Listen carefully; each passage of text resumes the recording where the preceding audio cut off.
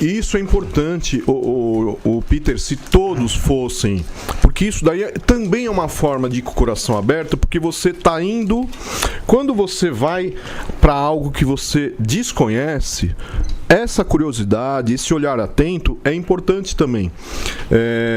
Por quê? Porque também você consegue, além de sentir a energia do lugar, você consegue ver se ali tem verdade, se ali tem algum tipo de mistificação, que é um pouco do tema. A hora que vocês quiserem entrar, a gente entra no tema. Então você começa a compreender algumas coisas e fala assim, pô, é um lugar que eu entrei e saí com o coração aliviado, gostei, é um lugar que eu senti energia boa, positiva. Tô falando de forma bem superficial. Sim.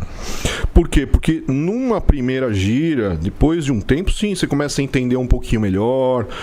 Muitos dos nossos consulentes, a gente chama consulentes, assistência, o pessoal que vai, senta, muitos são médiums, inclusive de incorporação e tudo mais, e não receberam a outorga para trabalhar na casa, ou enfim. Mas então, assim, esse olhar atento é importante, porque se você vai sem propósito nenhum, você foi como se fosse num passeio. Sim. Né? Às vezes as pessoas estão no lugar, mas está com a cabeça pensando em outra coisa. Então você não tem a experiência de realmente vivenciar e observar os detalhes. Pô, gostei, ó, ali tem um altar, ali tem... O que é uma tronqueira? Ah, o pai falou... Eu sempre faço questão de fazer a palestra de abertura. Como? A palestra de abertura. A palestra de abertura. Por quê? A partir das 8h30 eu faço a palestra de abertura para explicar um pouquinho de como vai ser a gira, como vai ser aquela linha de trabalho, o que são, vamos supor, na quinta passada, quem são os boiadeiros, que agrupamento de espíritos são esses. Na próxima, quem são os caboclos, porque às vezes a pessoa está indo pela primeira vez na vida, a pessoa não é um bandista, não sabe nem, foi levado por alguém, e aí você chega, senta e fala, olha, estão rezando, estão batendo palma, estão cantando para orixá, eu não sei. Então, aquilo que é algo novo, se você dá uma palestra de abertura, uma explicação pelo menos básica para a pessoa compreender que ela está dentro de um templo sagrado, é um espaço religioso, que tem ali uma dirigência, que tem um fundamento, que tem uma organização, né, para que a pessoa se sinta realmente dentro de um espaço religioso. Por quê? Porque tem, assim, é o que eu falei, na estrutura física, você não está, a gente chama de templo religioso, mas não é como se fosse uma igreja que você olha, tem todos os, né, então, os imóveis são tudo adaptados, o altar, né, o espaço normalmente branco, enfim. E aí você entra, logo de cara tem a nossa porteira, ou a tronqueira que fica lá. Isso então, é a proteção. É a proteção dos guardiões e guardiãs. Aí você vê, lá na Tula tem logo, aí você se depara com a imagem de seu Zé Pilintra, tem a proteção. Então você vê ali algumas coisas, você vê um caldeirão com fogo, você vê tridentes, você fala, nossa, o que será? O que é esse ferramental todo? São tudo coisas funcionais, não são decorativas. São tudo fundamentos, são tudo assentamentos de forças, são tudo elementos de liturgia também. Então, assim, são paramentas, tudo envolve. Quando você vai no terreiro, normalmente a gente tem lá um uniforme, é de branco, ou de preto, preto e vermelho, quando tem a gira de esquerda. Porque também tem um significado, né? De vestir o branco, de vestir o preto e vermelho, de estar com essa bata é a bata com a cor de Ogum, e assim vai. Então tudo tem um fundamento, não é nada que você inventa, não é apenas uma vestimenta qualquer para aparecer, tudo tem um fundamento. Então você se localiza ali no ambiente, você fala, ali tem as cadeiras onde eu vou sentar, consulência, aí de lá tem uma divisão que dá o espaço para o espaço sagrado, que a gente chama de auréola, o poder magístico acontece ali, tem o altar, tem a tronqueira, que é o assentamento de força dos guardiões. Então, velas, né, imagens. Então tem muitos elementos dentro de um terreiro e você começa a observar. Se você não tem pelo menos uma explicação básica na sua primeira vez, você fica meio perdido. Você não vai entender nada. Você vai falar, pô, eu fui num terreiro de Umbanda, não entendi muita coisa, mas fui lá e fui atendido pelo guia, saí satisfeito. entendeu? Ou não, enfim. Porque vai chegar um momento, a gente distribui as senhas para as pessoas.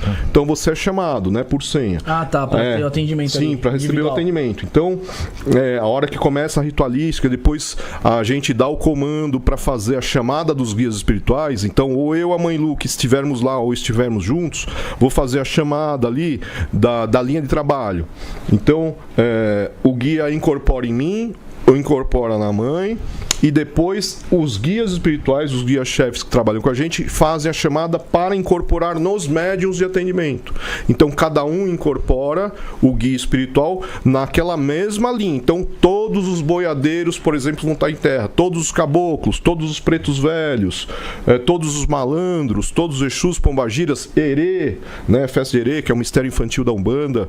Então, ali de uma forma coletiva, as pessoas que estão sentadas na cadeira lá, os consulentes, vão observar: olha, tô vendo lá vários médiums com arquétipos, com trejeitos de guias espirituais. Então o caboclo vai dar o brado, vai dar o grito, e o arquétipo do preto velho, que traz o arquétipo do ancião, a forma plasmada do ancião, e assim funciona. E a partir do momento que aí filhas que estão na casa começam a chamar: olha, número tal, ou pelo nome, aí a pessoa vai sendo conduzida, você se dirige, né? Você é dirigido até um médium incorporado com o guia, e aí você começa a ser... Por isso que a gente chama consulente, né? Entre aspas. Porque o guia vai dar orientação espiritual, vai dar consulta, vai dar o passe, vai te dar orientação e assim. Ali o consulente faz perguntas pro... Sim, o consulente faz perguntas. Do lado a gente deixa sempre um médium de incorporação, do lado a gente deixa o médium Cambone, ou o médium Cambono, que é um médium também, mas ele está numa fase inicial em que ele ainda não está incorporando. Isso vai depois de um tempo, né? Tem uma caminhada. Você não chegou da noite pro dia, sai incorporando. Não existe competição. No último episódio eu falei isso bastante, né? Então, existe um período para você, e de repente você começa realmente a incorporar seus guias com todo o amparo, nossa dirigência. E a partir do momento que você tá lá, ficam praticamente assim, vamos supor, você tá aqui consultando com o meu guia espiritual, eu tô ali só com o médium, né? Nessa hora são todos médios. E do lado, vamos supor que o Brunão tá como um médium Cambone. Então você vai fazer pergunta e, vamos supor, no arquétipo do boiadeiro, ele vai trazer uma linguagem que remete ao vaqueiro, uma linguagem um pouco mais rústica. Então, alguma coisa que talvez você não entenda, o Cambone vai lá: olha, você tem que fazer tal banho de ervas. Ele meio que traduz ali. Vai meio traduzindo tal. E o guia também vai tentando adequar. E assim, então a intenção sempre é que você saia de lá melhor do que você chegou, né? Com as suas aflições, inquietudes, porque todos os nossos consulentes, isso ao longo de anos é sempre assim. As pessoas sempre vão trazer suas dificuldades. Ninguém vai lá: eu fui no terreiro, eu fui só para agradecer. Vai feliz. Não vai só para agradecer. É muito raro acontecer. Vai para agradecer. Vai para agradecer também. Geralmente começa indo ferrado. Vai, porque graças a Deus a gente tem bastante feedback, enfim, os guias, isso é mérito dos guias espirituais. A gente é apenas médium. Mas então, a vida das pessoas ali, a partir daquele momento, a responsabilidade é muito grande, e o guia incorporado no médium, ele vai transformar a vida da pessoa para melhor ou para pior, se você estiver mistificando, se você estiver agindo com uma farsa. Então, se você estiver enganando a pessoa.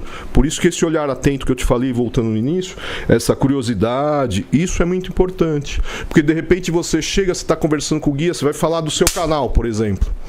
Tô te pegando. Você vai falar do seu canal, tal. O guia vai falar um monte de coisa que não tem nada a ver. Você fala: porra, mas e aí? Eu saí mais confuso do que eu cheguei. Não faz sentido alguma coisa. Entendeu? Então, a partir daí você começa também a sentir mais confiança, falar: gostei, e aí vai. Entendi. E qual é a diferença? Como você diferencia Umbanda do Espiritismo? Eu sei que o Espiritismo não trabalha com as falanges que a Umbanda trabalha.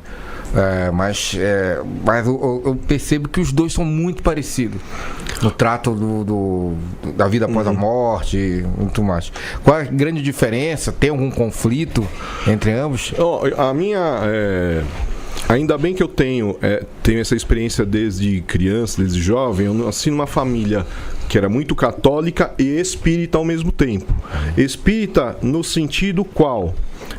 católica, a gente ia na missa quando era criança e também fazia evangelho no lar. Essa pegada espírita que você falou, normalmente remete ao kardecismo, né, de Kardec, e assim vai. Eu na época eu tinha meus 10 anos de idade, eu já tinha lido a codificação espírita toda, né? Os 5 livros que compõem a codificação espírita, né? E assim vai. Se você vai num centro espírita, raramente você tem a incorporação. Tem centros espíritas que tem, na essência, mantém isso. Então vamos supor, você vai receber o passe mediúnico. Você senta na cadeira, entra lá, recebe o passe, o médium está ali, através da energização. Aí depois desse passe espiritual, sem incorporação, você sai, toma uma aguinha e vai para casa, tem a abertura do evangelho, a palestra sobre a leitura do evangelho e assim por diante. Pelo menos a minha experiência desde a infância. A minha também, exatamente. É isso aí. Aí o que acontece? Tem centros espíritas também que às vezes fazem algum tipo de trabalho de desobsessão com pretos velhos, por exemplo. Então, depende da situação. Mas de essência é isso. Na Umbanda, na gira de atendimento, todos os atendimentos são feitos pelos guias espirituais incorporados no médium. Essa é a grande diferença. Né, para não ficar alongando tanto assim, essa é a grande diferença, tá? Lógico, aí tudo que faz parte da ritualística, a força dos orixás, a tabaque, os elementos de altar e assim por diante. Normalmente no centro espírita, as salas de passe tem aquela cor verde, né, mais clarinha, uma cor azulzinha, tinha a imagem de Jesus misericordioso e assim por diante. Você vai no terreiro de Umbanda, você vai cruzar com imagens de orixás africanos, imagens de preto velho, caboclo,